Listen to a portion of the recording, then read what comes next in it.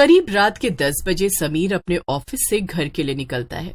वो अपनी बाइक को तेज रफ्तार में चलाता हुआ एक सुनसान रास्ते के सामने जा रुकता है। वो रास्ता कुछ ऊबड़ खाबड़ था और उसके दोनों तरफ एक घना जंगल। समीर रास्ते को देखते हुए खुद से बोलता है, आज भी अगर घर लेट पहुंचा ना तो मीना मेरी जान ले लेगी। अगर मुझे घर जल्दी पहुंचना है तो इसी जंगल वाले रास्ते से मुझे जाना होगा। यही एक रास्ता है जो घर जाने के लिए शॉर्टकट है। ऐसे खुद से बोलकर समीर उसी जंगल वाले रास्ते पर अपनी बाइक ले चलता है। कुछ दूर जाते ही समीर खुद से बोलता है, इस रास्ते पर कितनी शांति है और न जाने लोग इस रास्ते के बारे में क्या क्या भूतिया कहानियां बनाते रहते हैं। पागल हैं सारे के सारे जो बोलते हैं कि रास्ता भूतों का रास्ता है। मुझे तो अभी तक कोई भूत नहीं दिखा। समीर खुद से ऐसे बोल ही रहा था कि तभी उसे जंगल की ओर एक सुंदर सी लड़की खड़ी दिखाई देती है, जिसे देखते ही समीर अपनी बाइक रोक देता है और जंगल की तरफ देखने लगता है तो उसे वहां कोई दिखाई नहीं देता। अरे ये क्या, मैंने तो अभी जंगल की ओर एक सुंदर सी लड़की को खड़े देखा था, पर अब वो वहां नहीं है। लगता है मेरा वहम होगा। ऐसे बोलकर समीर अपनी बाइक स्टार्ट करता है कि तभी उसे अपने पीछे सीट पर किसी के होने का एहसास होता है। समीर फिर से बाइक रोककर अपने पीछे देखता है। अरे तुम्हें तो मैंने अभी जंगल में देखा था और तुम अचानक से मेरी बाइक पर कैसे आकर बैठ गई? क्यों, क्या हुआ? तुम्हें मेरा बाइक पर बैठना अच्छा नहीं लगा क्या? अरे नहीं, ऐसा नहीं है। बल्कि मैं तो सोच ही रहा था कि इस सुनसान रास्ते पर तुम्हारे जैसी सुंदर लड़की मिल जाए तो मजा ही आ जाए। मेरा मतलब है कि रास्ता काटना आसान हो जाएगा। अच्छा तो मैं बाइक स्टार्ट कर रहा हूँ, तुम्हें जहां उतरना है बता देना। बस मुझे थोड़ा अच्छे से पकड़ कर बैठना।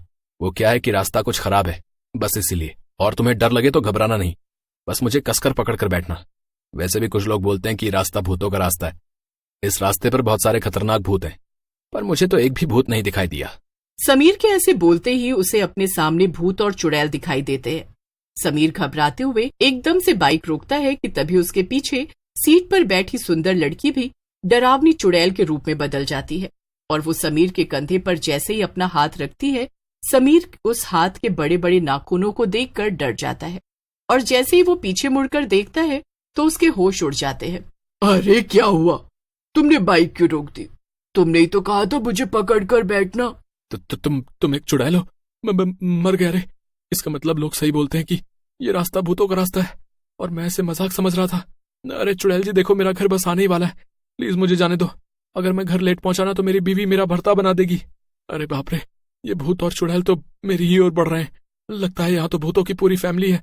चुड़ैल जी मुझे माफ कर दो, मैंने आपसे जो भी बोला वो भूल जाओ और मुझे जाने दो। चुड़ैल हंसते हुए बोलती है, ऐसे कैसे छोड़ दूं? पहले मैं तुझसे जरा चिपक तो लूं। चिपक कर तेरा सारा खून चूस लूं, फिर आएगा चिपकने का असली मजा। फिर सभी चुड़ैल और भूत समीर को घेर लेते हैं और उसे बड़ी ही बेरहमी से मार डालते हैं। समीर की मौत के 2 दिन बाद रात के समय एक ऑटो वाला अपने ऑटो में एक लड़की को बिठा कर ले जा रहा होता है कि तभी वो अचानक से अपना ऑटो उसी भूतों के रास्ते की तरफ घुमा लेता है और उस रास्ते की ओर चल पड़ता है। ऑटो में बैठी लड़की मंजुल एकदम से चिल्लाते हुए ऑटो वाले से बोलती है, ओ भैया, तुम्हारा दिमाग तो ठीक है? मुझे गली नंबर 3 में जाना है और आप मुझे कहाँ ले जा रहे हो? आपको पता भी है जिस रास्ते पर आप अपना ऑटो ले आए हो ये कोई आम रास्ता नहीं है, बल्कि ये भूतों का रास्ता है।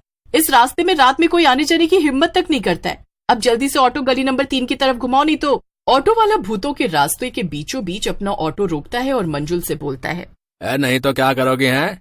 अरे रात के सुहाने मौसम में मेरे ऑटो में इतनी सुंदर जवान लड़की आकर बैठी है और उसे मैं ऐसे ही अपने हाथों से जाने दूं? और पागल लड़की, भूत वूत कुछ नहीं होता, सब मनगढ़ंत कहानियां हैं। मैं जानता हूँ मेरी रानी, तो ये सब मुझसे बचने के लिए कह रही है, पर मैं तेरी बातों में नहीं आऊंगा। ऐसा बोलकर ऑटो वाला मंजुल को छेड़ने लगता है। अरे तुम जैसे गंदे लोगों की वजह से आज लड़कियां घरों से बाहर अकेले आ जा नहीं सकती। मंजुल अपना हाथ छुड़ाकर जैसे ही भागने लगती है कि तभी उसके सामने कई भूत और चुड़ैल आ जाते हैं। हे भगवान, आगे कुआं तो पीछे खाइए, क्या करूं मैं, कहाँ जाऊं मैं? भूत और चुड़ैल जोर जोर से हंसते हुए बोलते हैं, लगता है शहर के लोग भूल गए कि ये भूतों का रास्ता है, तभी तो एक के बाद एक मरने के लिए यहाँ आ जाते हैं। पहले इस ऑटो वाले को पकड़ते हैं, जैसे इसने इस लड़की को पकड़ा था, तभी आएगा असली मजा। मर गया रे, ये मैं किस रास्ते आ गया? अरे भूत भाई चुड़ैल बहन, मुझे जाने दो, मुझसे गलती हो गई जो मैं आपके रास्ते पे आ गया। कृपा करके मुझे बख्श दो। भूत गुस्से में ऑटो वाले का गला पकड़ लेता है। ऑटो वाला जोर जोर से चिल्लाता है, पर भूत उसका गला नहीं छोड़ता। मार डालो इस कमीने को, मार डालो। मासूम लड़कियों को सुनसान रास्ते पर ले जाकर उनके साथ बदतमीजी करता है, उन्हें छेड़ता है। ऐसे लोगों को तो मार देना ही अच्छा है। तुम सही बोल रही हो लड़की, इन जैसे लोगों की वजह से ही लोग लड़कियों को अकेले बाहर भेजने, उन्हें बाहर काम पर जाने से रोकते हैं। इन्हें जीने का कोई हक नहीं है। भूत भाई, इस ऑटो वाले को इतनी बुरी तरह मारना कि इसे इसके अपने भी पहचानने से मना कर दे। ऑटो वाला मंजुल से माफी मांगता है, पर मंजुल और भूत उसकी एक नहीं सुनते और उसे बड़ी ही बेरहमी से मौत के घाट उतार देते हैं। मंजुल रोते हुए भूत और चुड़ैल से कहती है, मैं इस रास्ते से नहीं जाना चाहती थी, क्योंकि मैं जानती हूँ ये रास्ता भूतों का रास्ता है, पर ये ऑटो वाला अपनी हवस मिटाने के चक्कर में मुझे इस रास्ते से ले आया। हे भगवान, अब मैं क्या करूं?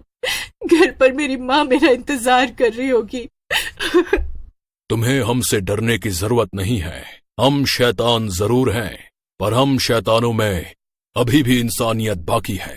आज इंसान अपनी हवस मिटाने के चक्कर में शैतान बनता जा रहा है।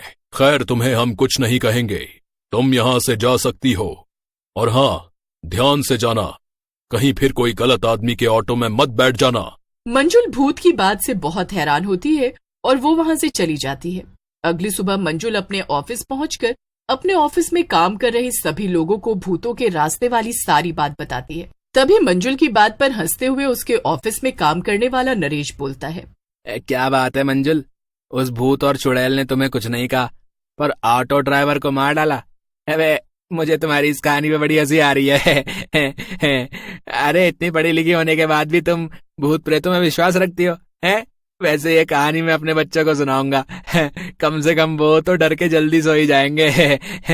वैसे भूतों के रास्ते के बारे में मैंने बहुत सुना है कि जो भी रात के समय वहां से गुजरता है वो वापस नहीं आता, इसीलिए लोग डर से दिन में भी वहां से नहीं निकलते हैं। पर मुझे भी यार ये सब बातें बकवास ही लगती हैं। और मंजुल, तुम्हारी इन बातों पर तो अब मुझे भी हंसी आने लगी है। तुम दोनों को मेरी बातों पर हंसी आ रही है ना, और तुम्हें लगता है मैं तुम्हें भूत चुड़ैल की झूठी कहानी सुना रही हूँ? तो आज रात तुम क्यों नहीं उस रास्ते से घर चले जाते? वैसे भी वो रास्ता घर जाने के लिए सबसे शॉर्टकट है। रात होते ही जीवा और नरेश भूतों के रास्ते पर जाने के लिए तैयार हो जाते हैं। वे दोनों जैसे ही बाइक पर बैठते हैं तो मंजुल उन्हें बोलती है, जीवा और नरेश, मुझे तुम्हारे लिए डर लग रहा है। प्लीज मैंने जो तुम दोनों से कहा है उस पर यकीन करो और उस रास्ते पर मत जाओ। मगर जीवा और नरेश मंजुल की एक नहीं सुनते और भूतों के रास्ते पर चले जाते हैं। जैसे ही वो उस रास्ते पर पहुंचते हैं तो जोर जोर से हवाएं चलने लगती हैं। नरेश अपनी बाइक रोकता है और अपनी बाइक के पीछे बैठे जीवा से बोलता है, जीवा, इस रास्ते के दोनों ओर कितना घना जंगल है, नहीं?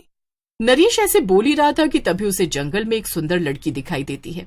नरेश खुश होते हुए जीवा से बोलता है, भाई जीवा, इस भूतों के रास्ते पर मुझे भूत तो नहीं दिखे, पर एक अप्सरा जरूर नजर आ रही है।